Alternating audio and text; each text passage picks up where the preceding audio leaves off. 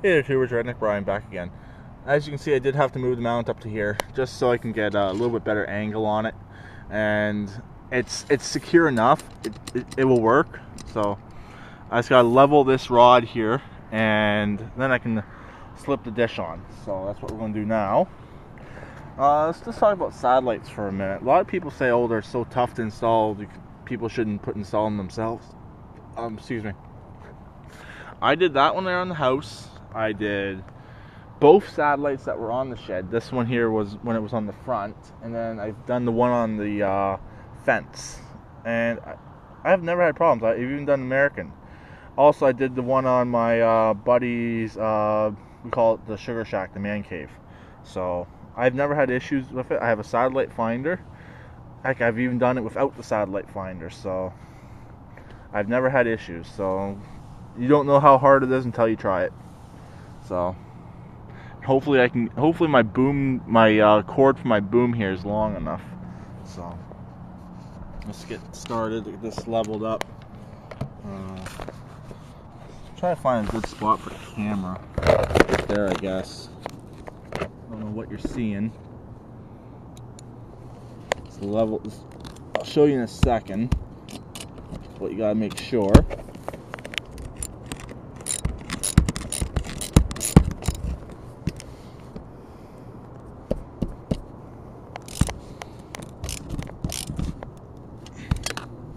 Okay, this is all you mainly got to make sure, that your mount here is perfectly plumb and level, which mine is pretty damn good. I've never leveled them. I think the very, very, very first satellite dish we did, so I did one more, the very first one we ever did up north when we used to live up north. We did that one ourselves as well. I think my dad leveled that one, but after that I've done them all myself after my dad passed away. So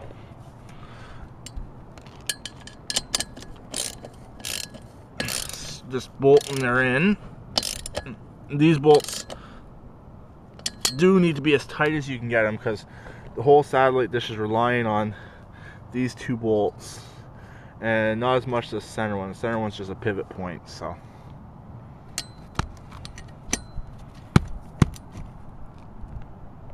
that's good. And all this equipment will be coming down if and when we move, so I'm not leaving any of it. Who knows what someone will use this shed as. Might use it as a shed. As you can see, the dish is already fully put together. No LMBs. I gotta take the wire off that one, but I gotta get some more length out of it first. This one is a high definition dish, but the second spot, and all I'm going to be using is the first spot here. The second spot, I'm going to try a trick. There's a trick that you can do. It uses a bell dish, and you can get in American stations. I believe it uses the dish net. So I've done it once before. Sorry, I've done it twice before by mistake, trying to get bell. But the trick is you gotta use an 3100 receiver or higher. And what you do is it has to be an activated receiver or a receiver from an account that was activated, but basically they never deactivated the receiver. So, and I looked at that dish there, get it in focus, way up there. There it is. It is just kiltered. This is how I do it. I put them straight on, right there. Straight on is not it. It has to be kiltered to the left a little wee bit. Probably right about there is probably where it has to be. Same as where my neighbor over there's satellite is, and the neighbor next to that, and the neighbor next to that. As you can see, a lot of people here have satellites because Rogers sucks. If we had Kojiko cable, it'd probably be better, but Rogers sucks. And my next door neighbor across the street, the same guy I did the typical Ford videos on, he even says Rogers sucks, and he works for Rogers. So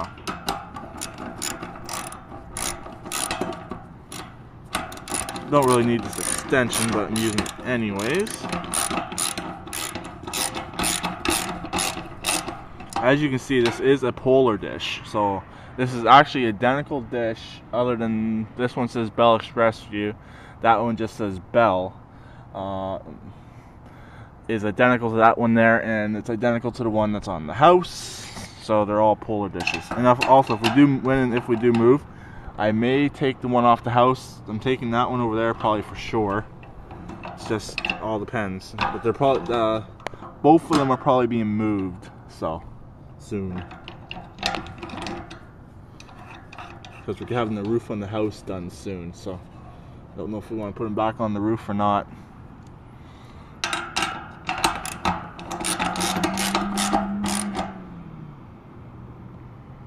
And again, these ones here, make sure they're nice and tight. Not too tight that you strip them. And it's stuck, of course. I'll leave it on there for now. Actually, when I was checking out the alignment on that dish there to get this one close, I actually dropped this and the adapter, but I was lucky I found it right where it drops. So, and as you can see, this dish is done. Some guys, the real fancy guys, they'll run the wires straight through here, up here, and back down through here. I normally run them straight through here, and I zip tie them to the pole and down. So that one there ran through the pole, but it was tough to get it in there. I haven't yet decided, since this one's going to have 2 lines off of it. Normally 2 lines are harder, so but you can do it. But also my wires are already pre-ended. The ones that the installers use are not pre-ended, so they end them when they're right at the dish. So, but that's decent. It moves a little bit, but I'm going to tar it in. I have to do it today, obviously, because it's going to rain. I don't want water to get in. I don't think it will, but just in case, I remember to do that little hole right there. So hopefully these 2 videos were not too long.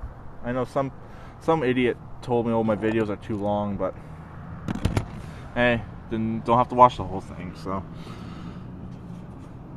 I may have to get a wrench up here and tighten this up, but it's just a pivot. It's just a sitting point. Basically, the dish sits on that bolt so it doesn't slide all the way down the rod.